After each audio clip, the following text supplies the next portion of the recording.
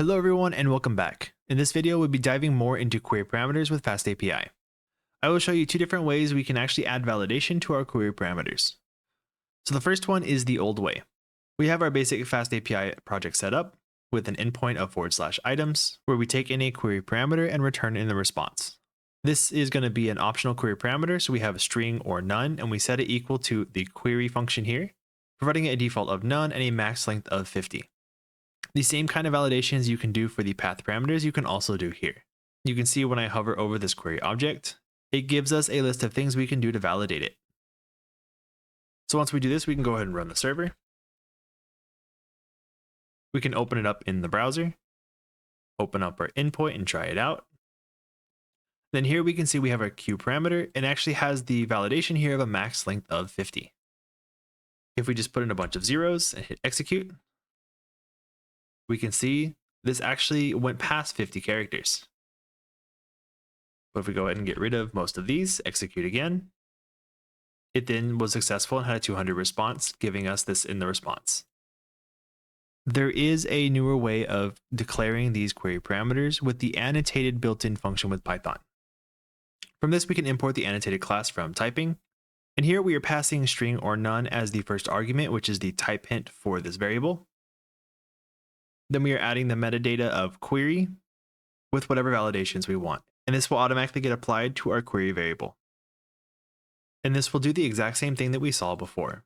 Annotated keeps your actual default values separate from the metadata used by FastAPI.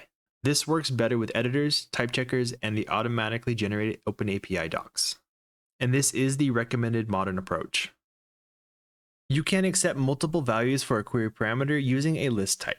We can do this by passing the list type into the annotated class.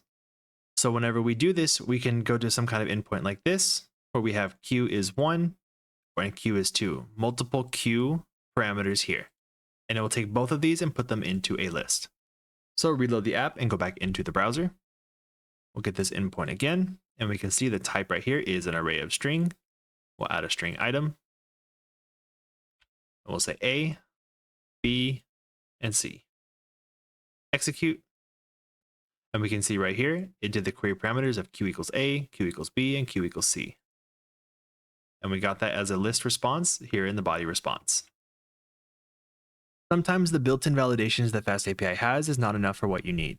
So you can add custom validators.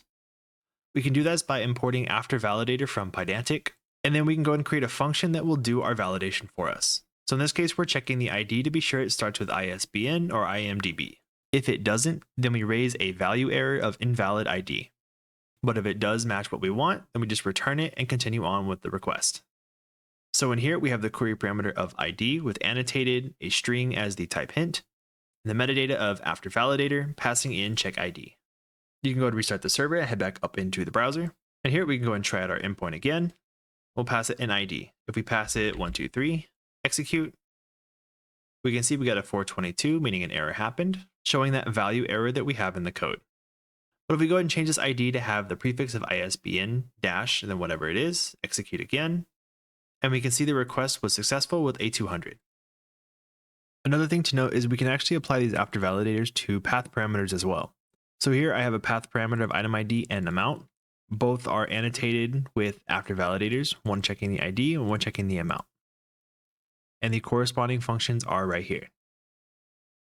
And that's it for what we're covering in query parameters for now. If you like this video, leave a thumbs up, subscribe, and I'll see you in the next one.